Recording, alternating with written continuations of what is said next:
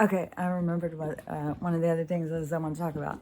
So, one of the things was, so this morning I saw this thing where this guy was talking about his NDE, his near-death experience. And so when he died, he said that he had gone to hell. And when he was in hell, he explained what it was like. It was super, super heavy. That it was super hot, like thousands of degrees, but it wouldn't burn your skin. You just felt the heat, like you couldn't breathe. It was smelled bad. It was very cavernous. It was just this most heavy, horrible energy he had ever felt. And he just kept thinking, this is forever, forever and ever. And then he got to go to heaven, and it was only for a second, he said, and he said it was so wonderful. And but this is the thing to me that I think, as a consciousness, you can create whatever you want there to be. Like, you could create this whole hell for yourself and put yourself there, punish yourself for whatever wrongs you think you've done in life, and what you believe that you'll go to and where you believe you will suffer as to pay for the punishment of your idiocy. So you can create that, and then your consciousness would have to come awake and not want that, to leave it, and that's what's so crazy. Like, that to me, there's so many people who are just so caught up in this dream that to even have it affect your life after death. And I've made it clear, everybody can get to God however you want to get to God. I've made it clear I'm not about the guy in the sky. I don't align with that theory at all. I think it's really silly. And so to me, it's about your connection with God. And to me, God is all of us together, all of the energy together of all the spirits and all of everywhere to be together. That is God. That is what God has fractured himself out to go out and experience what life is. That is what souls are. They went out to have these experiences so God can understand itself. So you are a part of God, no matter what. You're a part of God. You are attached to God. You are, you're linked to God. And that is why so many people feel so broken when they don't have connection, because they feel so disconnected. And it's a horrible feeling when you are all a part of the same thing. So, when you are, that's why this division and stuff is causing so much a ruckus, people are just gone absolutely apeshit. And, and that's all on purpose, because they see us as being so ignorant and, so asleep that we have no awareness of what we are, and they want to keep it that way. But it didn't work out for them, did it? So, anyways, so our connection to who we are is what God is, And so, just the same as you can learn to control your dreams, you can learn to control your reality, and it's all a creation of you. So you're creating your reality. And so, yeah, if you come up with this, like, I'm such a bad person. I mean, I don't know what this guy did, why he thought he deserved to go to hell. I have no idea. And he's not the only person I've ever heard have an NDE and then go to a place that they said was hell. Or I've heard of one, too, where they said demons were coming out of the sidewalk trying to grab them as they were walking. These black, ghost-looking figures coming out of the ground trying to grab them. And, And, when I go and I listen to these scary stories, I love, ghost stories and stuff like that. And, so many of these people have these like evil entities that are trying to get them. They're under their beds, they're in their walls, they're outside of their house, they're scratching on their doors and all of this stuff. They're leaving prints. And I said before, in that one house that I lived that was so haunted that I think there was some kind of a weird portal or something, that one print that was on the glass that day on the mirror. It was a mirror behind the bar, because it was this. My hair, I just washed it, and it's like super soft. It just keeps falling. So it was like a wet bar back in the 70s or something, in this basement, and they had this mirror behind it, and it had this footprint that was not of any kind of animal or human or anything. I don't even know how this could. It was the most strangest looking print I've ever seen, and it was greasy, like you could see, like it was weird. Sorry, I just can't quit thinking it looks weird. Okay, so anyways, this footprint was like that, and this house was a lot of weird energy. But I've lived in a lot of houses where there's ghosts, and there is a lot of weird energy, and like right now, I have something, I'm not sure what it is. I've done clearings and stuff, especially because Stella kept crying when she came in the house and she wanted to stay outside. I was like, man, maybe I've got to clear this place. I mean, something keeps trying to show itself, constantly have stuff falling and moving and stuff.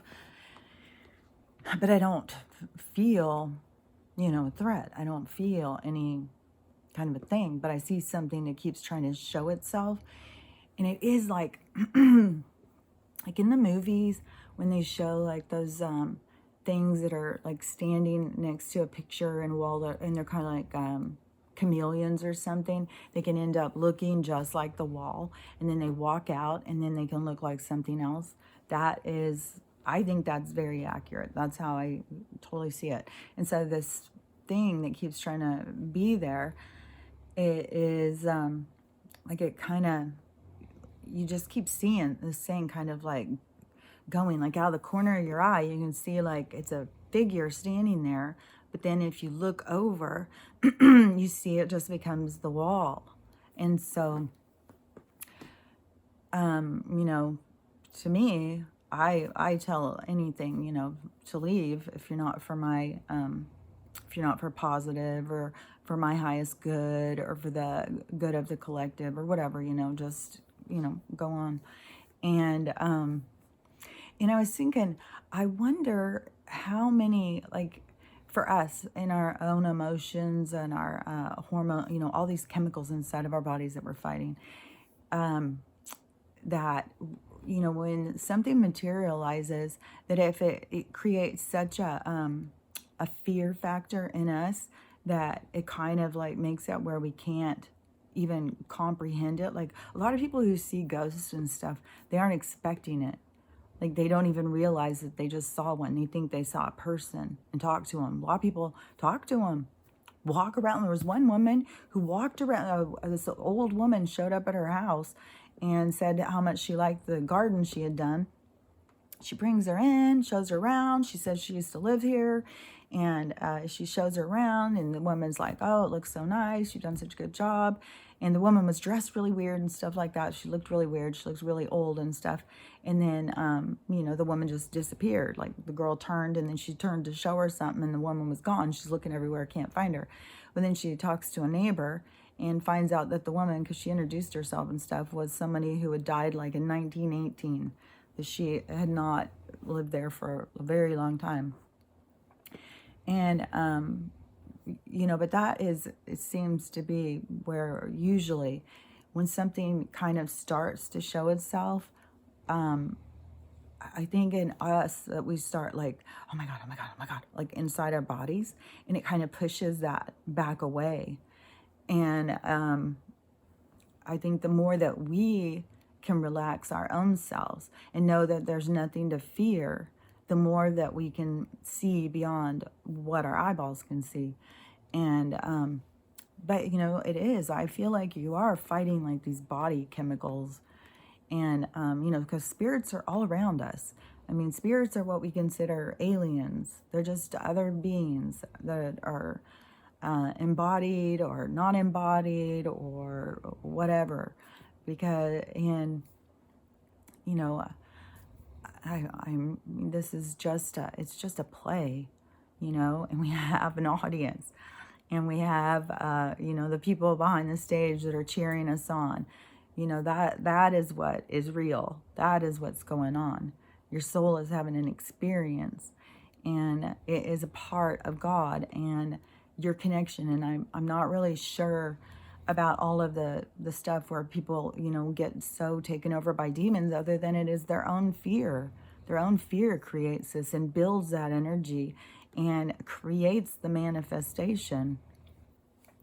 And so the more, this is how I see it.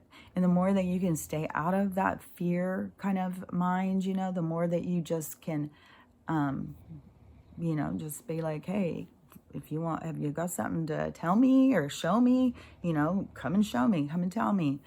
And, you know, because they're not here to hurt you. That's the crazy thing, is so many people are so scared of ghosts and aliens, and I'm just so surprised how so many adults are really scared of what they can't see. As but it's all in this training of our minds to make us fear what we can't see. They needed us to be super focused on this three-dimensional play that we're in, because they had control over it. So they needed to make sure that we were focused on other things. But a soul comes into this experience because a soul's going to learn from this experience. A soul learns from all experiences. The traumatic ones probably learns less from the happy ones, probably learns more from the traumatic ones. But there's usually, after a trauma, if you can, you know, go through it, you can come out better on the other side. Not everybody can go through a trauma. It's difficult. You know, they'll come back life after life after life, trying to get through something, you know. The ones that, you know, they hit a rough spot and they kill themselves. You know, a soul doesn't go to its life review and then go, hell yeah, that was the best idea I ever had. No, and especially they probably get a little sneak peek of what things could have been, you know, how things could have turned around, how they could have made a difference, how they could have changed their own situation. It's all by our own attitude. It's how we look at things. That's how we change our situation. And but to me, this whole concept of God as being outside of you that's still this chasing something, trying to get approval. God is inside of you, and God is with you all the time. And not only as God, you've got just a team of people with you all the time that are there to support you. You're never alone. And, you know, that can get, when you realize that can kind of, you know, that can be something you can think about. Like, you know, everybody's watching me do this right now. So, but that is another thing that, you know, you can't get away with anything at all. You have to, that's where I think that people are just really mistaken, to think like you can do something and if nobody sees you, you get away with it. That's not true at all. You know, you're always seen, but you're seen by yourself. You can't get away from stuff from yourself. You will always have to face yourself. And, you know, if you want to treat yourself right, don't do shitty stuff. And then you will not have to face those sides of yourself, you know. I mean, you're going to do stuff by accident, you know, all the time, just out of ignorance. I mean, that's how a soul learns. But when you do something with the intent of being shitty, you know, then that doesn't go away. That's with you. That defines you. And, you know, when you go out of this experience and you have to go in and face yourself, a lot of people don't like it. But right now, people are getting a chance to face themselves right here, right now, on this planet. And you get that opportunity for redemption as this being right here, right now. And it is a beautiful thing. And everybody should take that gift and, cherish it. Because any of the stupid shit you've ever done, you get a chance to redeem yourself before you die. You get to leave this life being clean and free. That's ascension. You are, you have ascended to a higher place. So, I say use your time wisely, focus on yourself, focus on your healing, and, treat people as you want to be treated. All of those, that's the one thing in the Bible I think is really right on, is, the way to live by the 10 Commandments of don't steal, don't screw people over, don't be a glutton, don't find false idols, don't murder. You don't take someone else's life. I mean, that being, it's creation. It's not your right to go in and take that from them. And but when that happens, that's those souls, are working something out. And even in the creepiest ones, like that one, that Columbine shooting one, when I heard a medium talking to, I think it was Dylan, and she said that when he crossed over, that he said all of those kids were standing there waiting for him. It gets me teary every time I think of it. Every single time I think of this, that all of those kids he shot were standing there.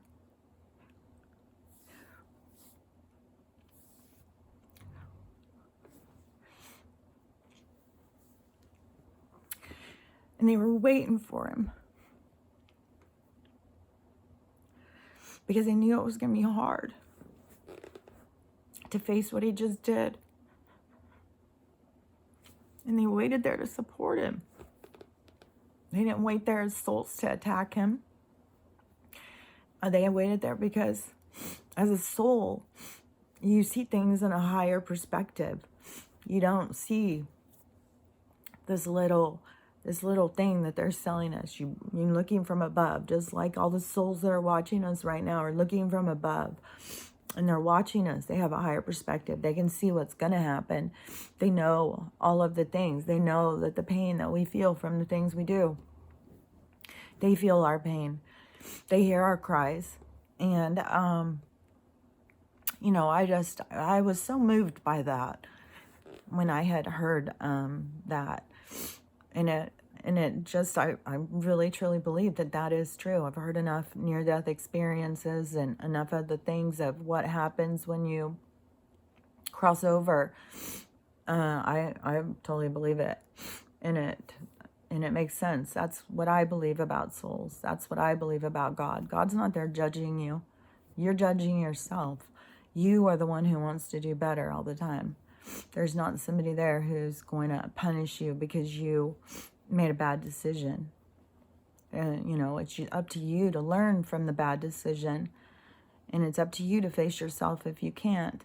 And, because you're going to keep having to have the experience over and over and over until you can learn it.